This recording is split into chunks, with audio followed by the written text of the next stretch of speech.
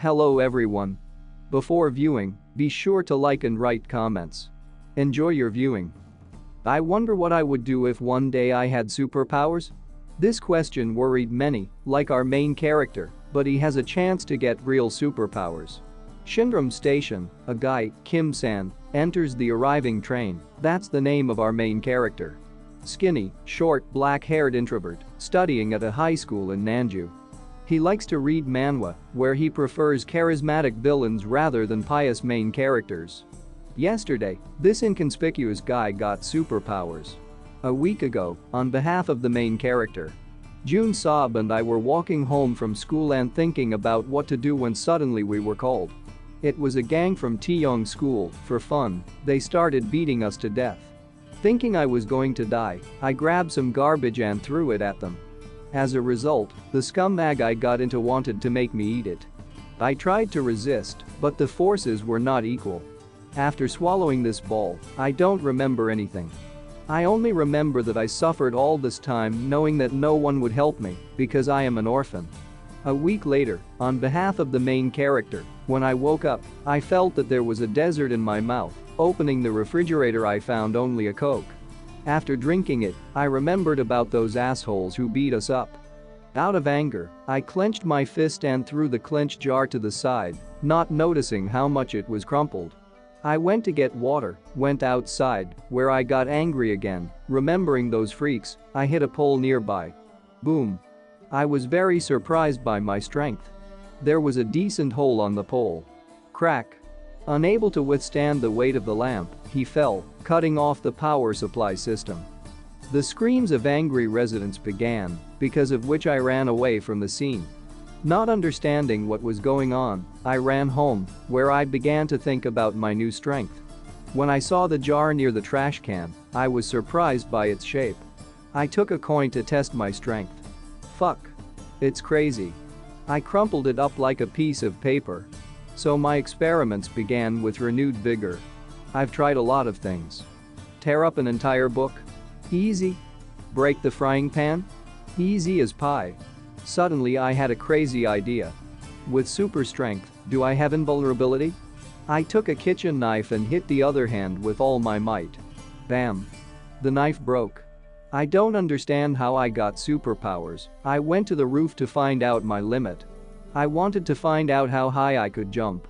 And jump. I started to feel that I was getting hot because of the high speed. I could not open my eyes.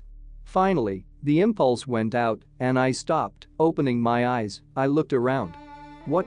Suddenly I was in space. Suddenly I realized that I was starting to fall. After a while I landed in some desert in China. Bam. The landing was not pleasant. I don't remember how many days I lay unconscious, but I remember exactly how it seemed to me that every bone in my body was broken. When I woke up, I examined myself and found myself completely unharmed. I was able to get home very easily. I just need to run fast. Kim-san's house. Kim-san was lying on the couch and watching TV, switching channels. He came across a channel with an interview of the hero. The hero talked about protecting citizens and catching villains. Cheers of joyful people were heard, but the main character did not see anything special in him. In his opinion, this hero is a simple show-off because the villain he caught sucks. In Kim-san's mind, if he had become a villain, he would have done it better than him. Suddenly he realized one thing.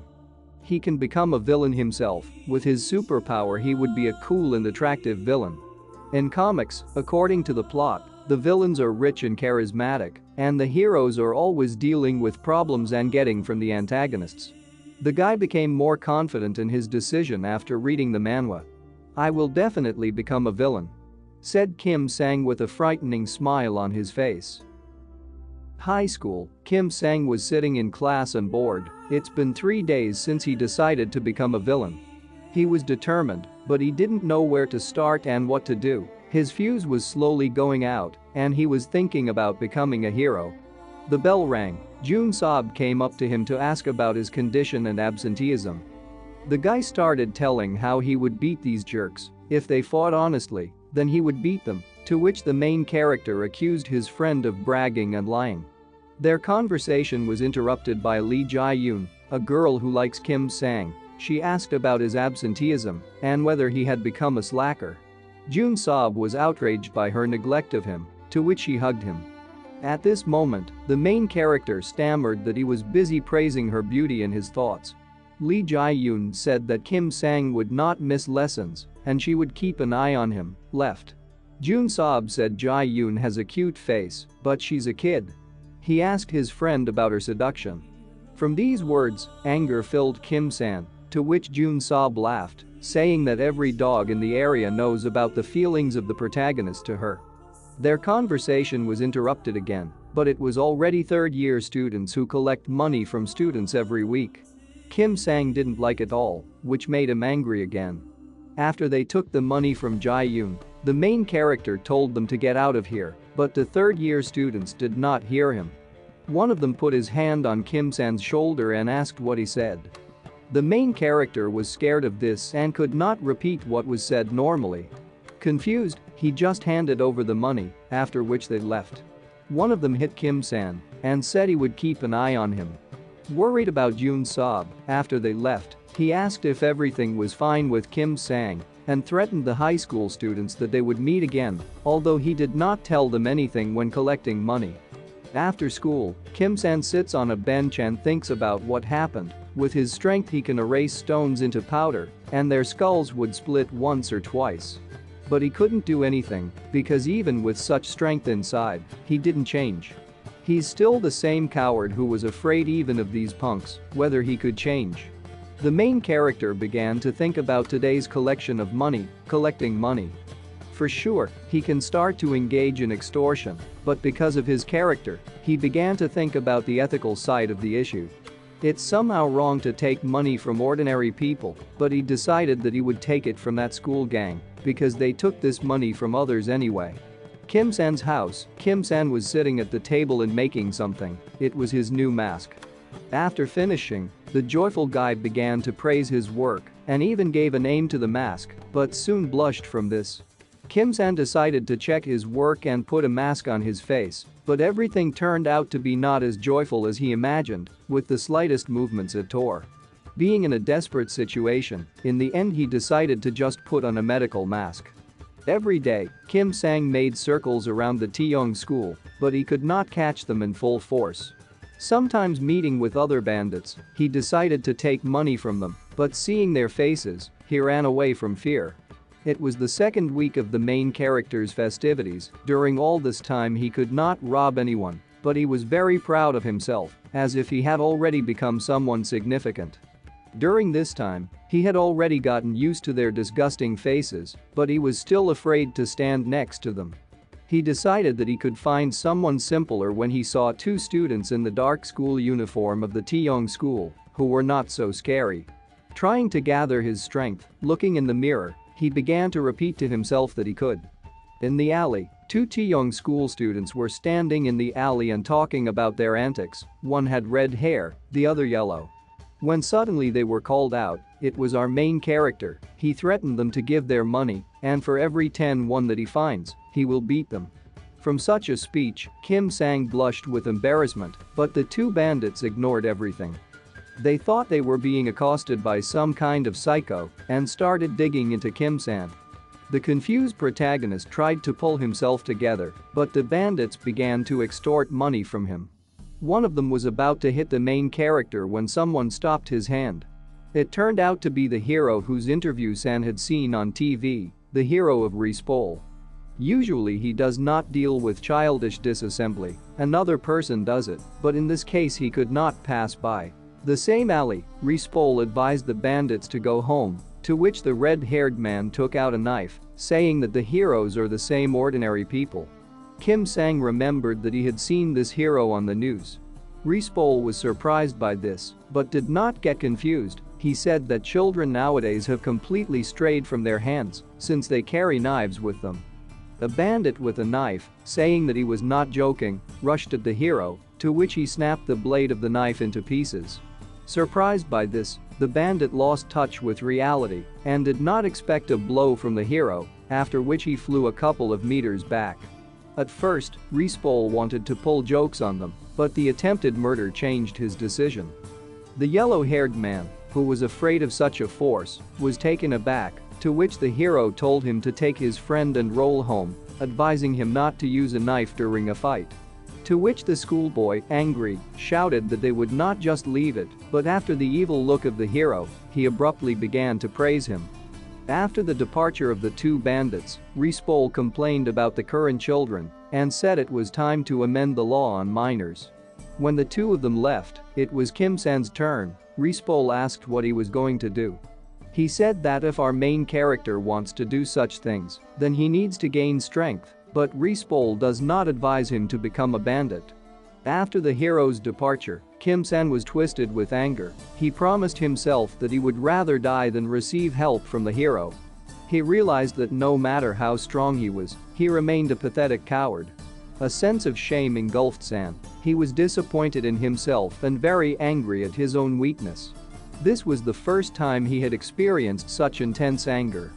Suddenly, his inner voice spoke to him. He pushed the guy to kill. He asked San why he was putting up with all this. It was easier to just kill than wait, why he was wasting such a huge force.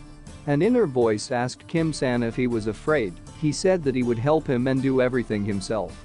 At the same time, a group of schoolchildren was walking through the alley. They were discussing what plans when one of them noticed Kim-san, who was kneeling and holding his head. The young man who noticed San introduced himself as Song Chan-yel, asking who our main character was and not getting an answer. He got angry. They thought that he was not responding because he was beaten, while the inner voice of San provoked him.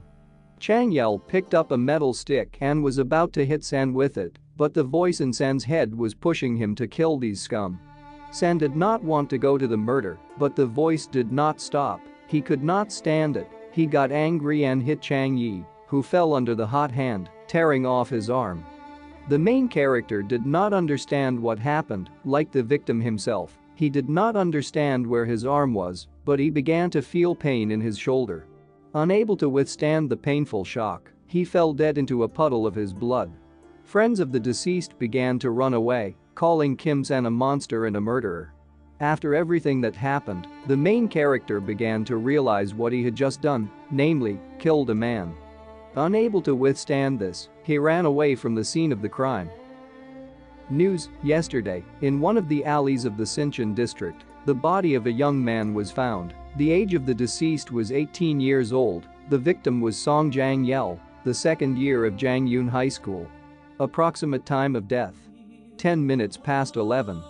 A morgue, a man in a doctor's gown told about the incident. The criminal cut off the victim's right hand, after which the student died as a result of acute blood loss and traumatic shock. The hand was cut off with a sharp object, presumably an axe. Rispol, who was told this, blamed himself for the fact that the crime occurred in the place where he was doing his rounds yesterday. He understood that the hand was not cut off with a sharp object because eyewitnesses testified that the criminal did it with his bare hands. According to them, he was incredibly strong and ferocious. To which the doctor was indignant and said that it was impossible, but he was sure of it because the witnesses were there with him. He knew several people who could do it. The doctor apparently also knew them, but he just said they. He assumed that an evil hand was involved because a simple person is not capable of such a thing. Another man in a bathrobe said that the criminal was wearing a mask and asked if Rispol knew of such. The hero began to suspect Kim-san because he saw him in a mask on the day of the crime, but he did not know what happened after he left. Rispol said goodbye to the doctor and left to meet with them. Somewhere on the street, people were peacefully going about their business. The weather was fine outside when suddenly there was an explosion. Uncomprehending people saw an evil hand in the dissipated smoke. It was a huge fanged purple villain. With quick movements, he pierced the man next to him through with his hand. People began to run away in panic, but the evil hand was not alone. There was another big gray-skinned villain with him, dressed in a yellow mask, underpants, boots, and gloves. The fleeing people noticed a man who did not run away from the villains, but specifically walked in their direction. It turned out to be the hero Hanel, dressed in casual clothes and glasses. The evil hand noticed a man who was taking off his clothes and recognizing in him Hanel, the strongest man on the planet, jumped away from him as if scalded. The purple villain said he wanted to check out the rumors, which say that unlike an ordinary person, he is incredibly strong. Not surprised by this behavior, the hero said that the villain would check them in any case. He began to insult the evil hand, provoking him. The monster could not stand the ridicule in his direction and jumped on Hanel, to which he formed a lightning bolt in his hand and cut the villain into two parts. Seeing this, Sohwan, the fiery devil, the second villain, rushed at the hero, to which he called Sohwansel, the spirit of the Holy Virgin, with the help of some kind of talisman.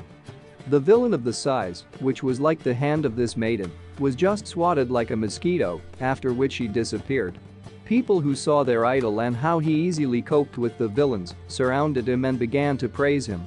The embarrassed hero, who was asked to take a picture of his little fan, could not refuse. After that, the girl asked the hero if he would marry her when she grew up, to which the confused Hanel jokingly replied that he would be only glad. Suddenly, people began to ask for a photo in a crowd. A man in a suit and dark glasses saved him, saying that they were calling him and it was urgent. Picking up the phone, Hanel heard the voice of Rispol, who told him about yesterday's incident and asked him to gather all the heroes tonight.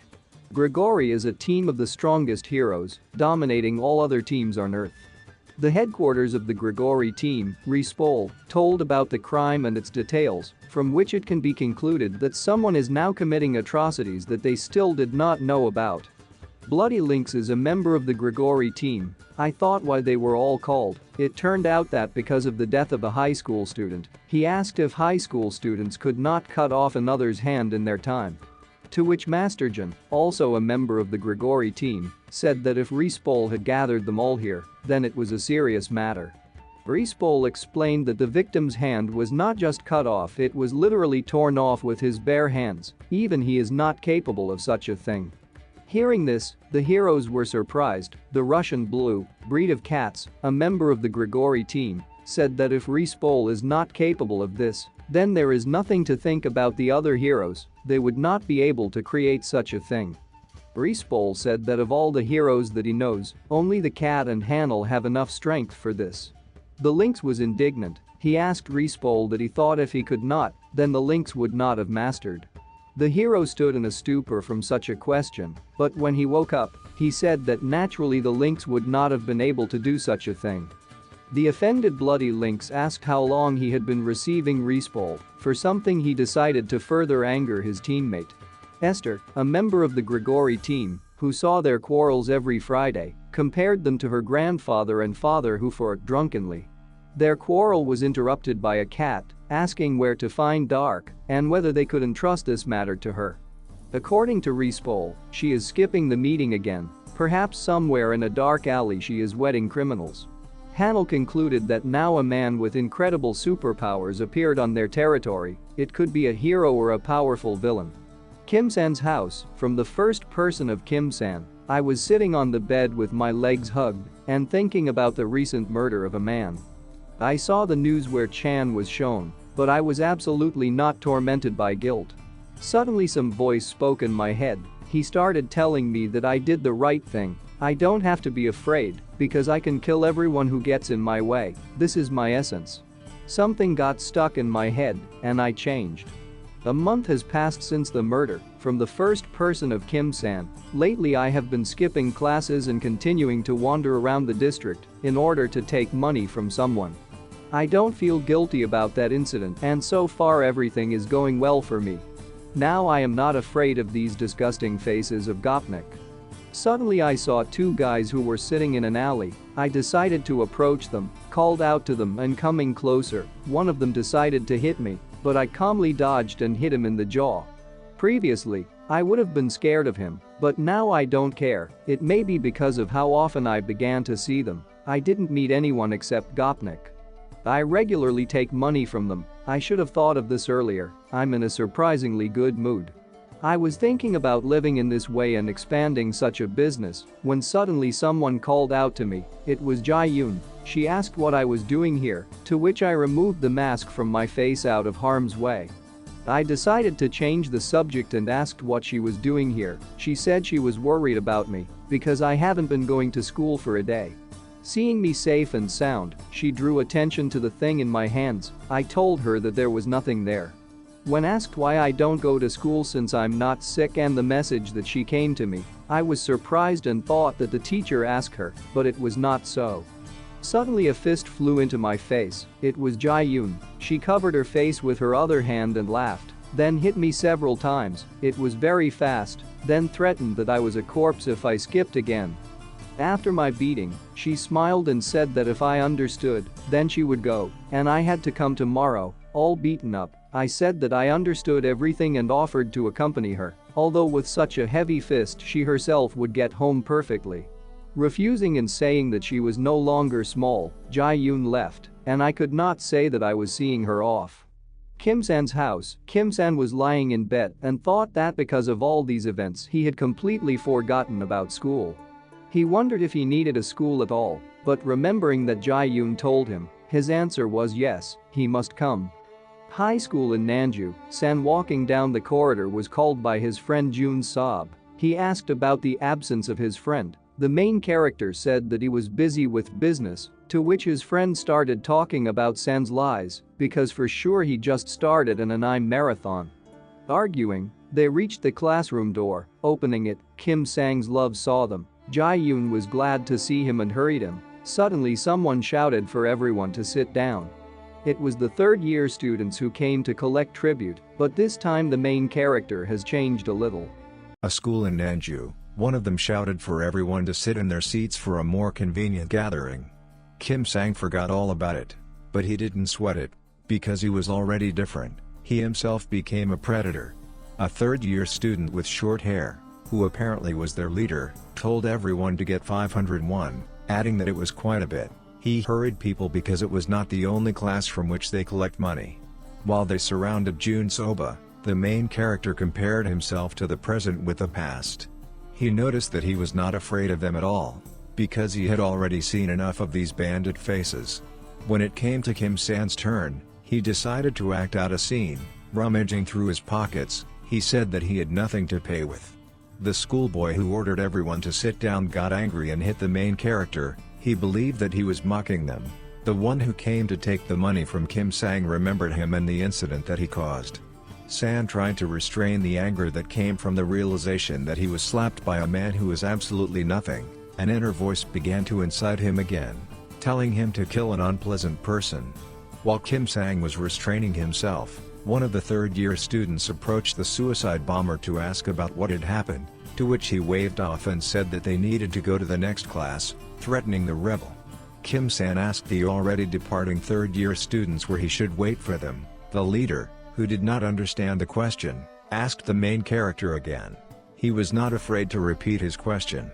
Jong-soo, dumbfounded, like the whole class by San's behavior, began to ask him to apologize. The third-year student again decided to threaten Kim-san with a question about what he had said. In response, the main character wants to know if he is hearing problems, asking where to wait for them. The enraged leader wants to hit San again. But the suicide bomber is saved by a ringing bell. The third-year students were alarmed, fearing that they would fly from Taejin. After telling Kim-san to wait for him after school, the leader received a humiliating response. The humiliated third-year student began to threaten the main character, but he was interrupted by the teacher who kicked those out of the office. Leaving, he said that San should stay in the classroom after lessons, otherwise he would pursue him until he caught and killed himself. The third-year students left under the teacher's shout. When they left the office, Jong-soo ran up to San in a sweat asking if he had any problems with his head, to which the main character calmly said that he would fulfill the requirements of the suicide bomber. At the same time, Lee Ji-yoon was worried about Kim-san, but kept silent. During the lesson, Kim-sang thought about what he had said and whether he had overdone it because he could be revealed, but thoughts about how he looked in his eyes, Ji-yoon dispelled these thoughts. After school, Lee Ji-yoon told San about his escape, but the culprit of her experiences did not understand the reasons for the escape. Shocked by such an answer, she did not give up trying to convince a classmate, as San himself did not worry about this at all. Not understanding the main character's train of thought, she wanted to know if he was going to fight, because, in her opinion, he was behaving like a little boy now and she was ashamed of it. These words hurt Kim-san and he tried to justify himself to the girl he liked. Their conversation was interrupted by the third-year students who were surprised at the fearlessness of the main character. Ji-yoon tried to save a wayward friend to the last, threatening to tell everything to the teacher, but they didn't care about her threats. They called San to come out with them. Kim-san tried to calm Lee Ji-yoon by saying that he would not fight, to which the bandits said that he would not have to because they would beat him themselves. The words of the protagonist did not calm the girl, but she was powerless in this situation. Kim-san left with 3 third-year students. On the roof of the school, they went to the roof of the educational institution where there were already 2 schoolgirls who began to discuss San and his physique. They decided that they would join the beating of the main character, but the guys refused them, saying that they had a serious matter here. There were 6 people on the roof in total, 3 third-year students, 2 apparently their classmates and me. A bandit with short hair asked about San's behavior in class, to which he joked. The third-year students sensed the victim and how the predators pounced on the prey. The schoolboy, who was rude to the main character, hit him in the face, adding that they had come here for a joke and if he did not start talking about the case, he would knock out all his teeth, after which he hit Kim-san in the stomach. They began to tell the lying San about his disobedience to them and his behavior not according to concepts. The girls who saw it wanted to join the beating. At the same time, in the thoughts of the main character, how infuriating it is, suddenly the inner monster woke up again. He asked why San tolerates this. What is he doing? He just needs to kill them. Maybe it's true to kill them all? On the roof of the school, on behalf of the main character, but how dare they touch me, these scum? The urge of anger awakened an inner voice. But I decided to end everything on a peaceful note, standing up and apologizing. I stretched out a hand of reconciliation, when my voice in my head pushed me to kill them all, trying to shut him up. I only received a statement about their murder, but this is not possible. Laughter was heard from my words. It was the laughter of my inner monster, trying to find out the reason for his behavior. I received an answer in the form of the fact of my murder. While I was in shock and realizing this fact, the guy with short hair decided to beat me even harder. He hit me in the face with the words that I did not understand what was happening. When I got over the shock and agreed with this voice, I grabbed his hand and the thought flashed through my head, and what if I squeezed it harder? Despite his screams, threats and blows, I unknowingly did it and realized what was happening. I just thought about it, I didn't want to. Seeing the condition of his friend, 2 other guys attacked me trying to beat me, but they didn't work out. I didn't feel the force of their blows at all. Not being able to tolerate it anymore, I kicked the leg of one of them in the end. His bones couldn't stand it and broke when 2 of the 3 were lying on the ground. The third tried something to say, but could not utter a word. Turning to face him, I slapped him in the face. He tried to stop me, but I continued. The enemy's skull was covered with cracks. 3 of them were lying on the ground. The third-year-old who started this mess asked who I was and what I was doing, but when I got closer to him, he started muttering about forgiveness. But I didn't care and I didn't stop there. I also beat those girls who were standing with us on the roof. The emergency department, 3 were lying on their beds and moaning in pain. One of them offered to call Taejin.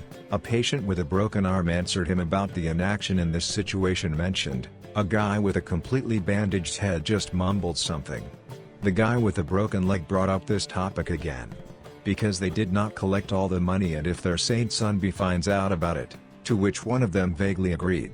The schoolboy with short hair replied that there would be no problems with Taejin, and if the saint found out, they would be screwed for not doing the job. Suddenly, the door to the ward opened. A blonde man in a black turtleneck and a blue jacket walked into the aisle.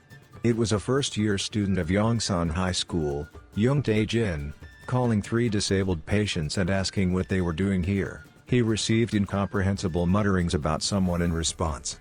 After the incident was explained to him, he told them to rest and recover. When Taejin was about to leave, a short-haired man called out to him and warned him not to even try to avenge them.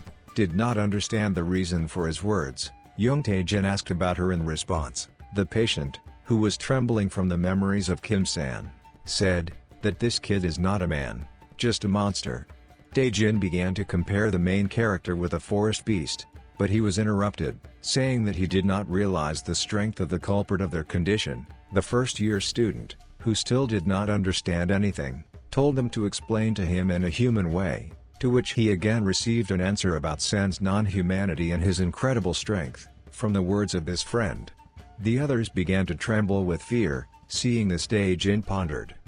Evening, two guys were walking down the street talking. It was Taejin and another one whose name we don't know, but he had brown hair and glasses. He was wearing a Jong-soo school uniform. An unknown guy decided to find out from Taejin what he was going to do with that scumbag, but he didn't understand who he was talking about. When the bespectacled guy clarified that he meant the guy who beat up their people, Taejin said that he was crazy, because it's obvious that if he goes to take revenge, that type of all bones he will be counted. But the brown-haired man did not understand this, because Taejin is the thunderstorm of the Sindorim district. Taejin explained to the naive boy that if this madman sent 3 guys to the hospital, and young Sheik had a broken femur, then how could he cope with him alone? Having understood the situation, the bespectacled man lagged behind him. And what if the thunderstorm of the Sindorim district suggested that he had superpowers? Suddenly Taejin was called out. An annoyed Jin turned around and saw his son Nim, a student of Yongsan High School, a gang leader, a third-year Jong-soo, and immediately calmed down. He wanted to know what these jerks were doing here. When a nervous Taejin greeted him, he asked if he knew what the day was yesterday. The first-year student immediately replied that it was a fundraising day and added that they had a small problem, but they would quickly sort it out. Interrupting his subordinate with a blow, Jong-soo said that he was completely relaxed and whether he was living well. The embittered Taejin apologized to his son B. When Jong-soo told him to have the money tomorrow, because he had spent almost everything, Taejin apologized again. When Jong-soo was leaving, the 2 guys said goodbye to him, to which the gang leader's escort scoffed at them, telling them to work harder. When they disappeared in the distance, Taejin growled his teeth that if it wasn't for Sunbi, he would have beaten this escort, and he was tired of Sunbi himself. He already wants to give up everything and leave.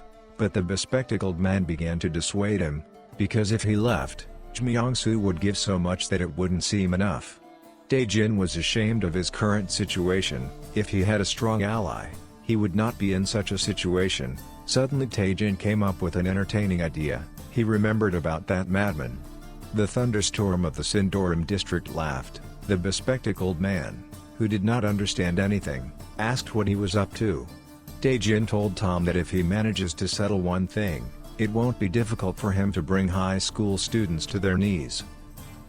The next day, high school in Nanju, Kim Sang said goodbye to Jun Sob and went home. On the way he was thinking who he should rob today. Suddenly he came across 2 students of the Yongsan school.